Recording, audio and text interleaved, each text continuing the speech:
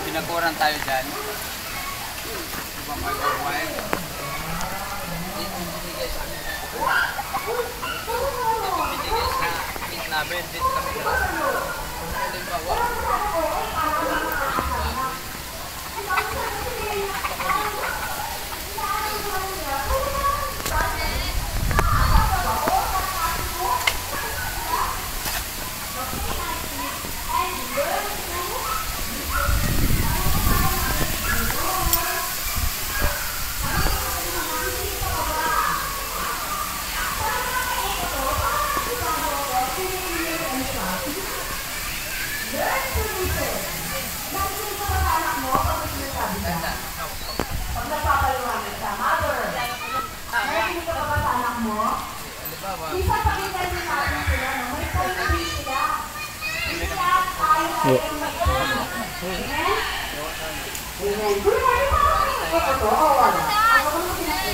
Sabi dito, learn to listen. Shut up your mouth.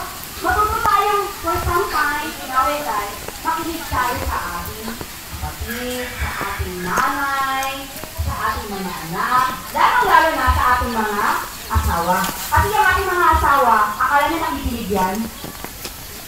Akala nakikinig sila? Hindi, pasok kayo dapat sa yun.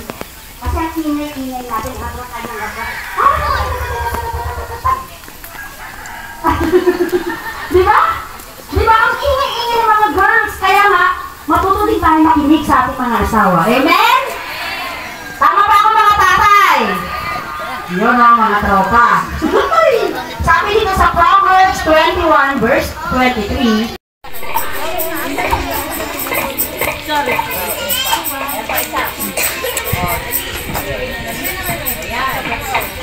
Galing na.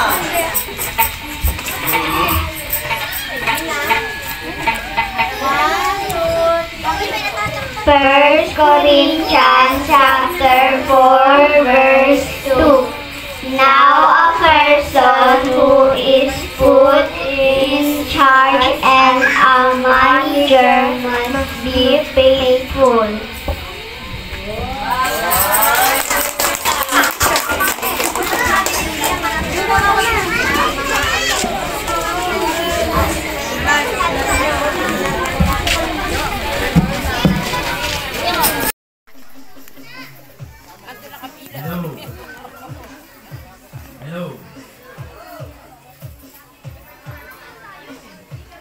Hello, check, 1, 2.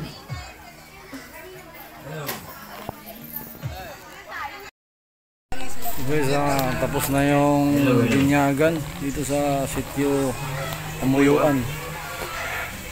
Dito si Bro Joel.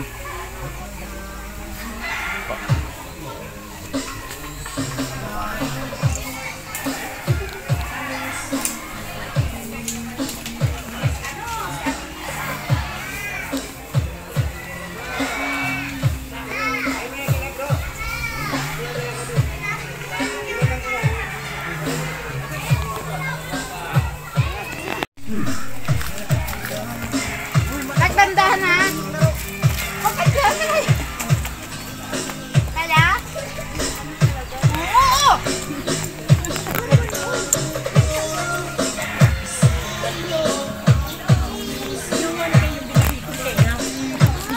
Hindi ko nilalagala saan. Kaya talaga ako.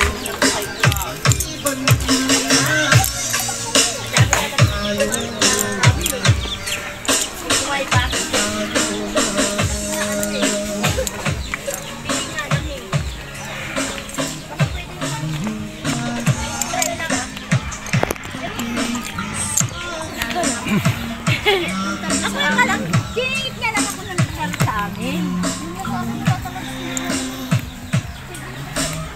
Ang dami.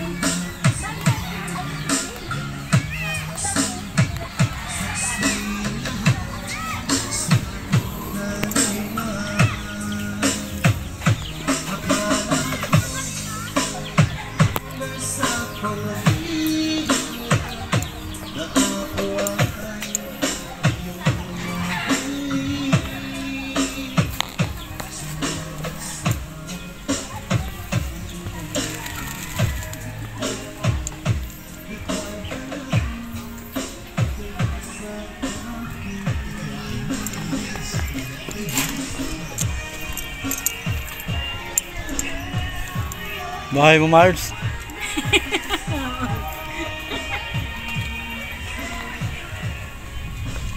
Ganito lang ang bahay natin dito. Oh, ang ganda nga dito, malamig.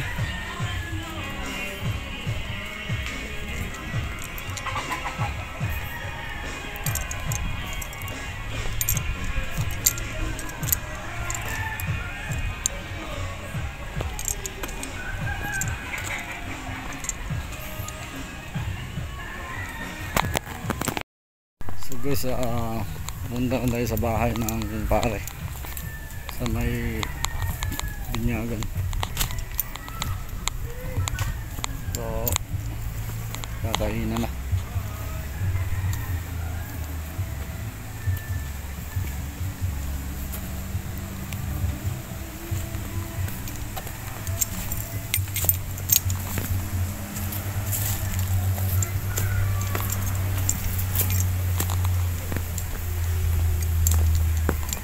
Bundok na bundok dito guys.